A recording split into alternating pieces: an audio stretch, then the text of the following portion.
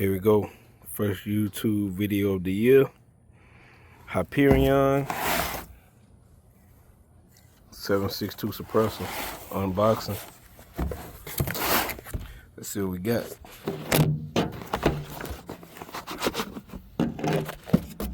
So this is what comes in the box. Nice waterproof case.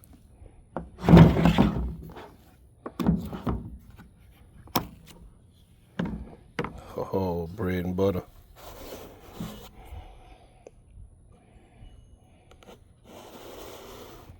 Nice. Nice waterproof hard case. Pretty cool.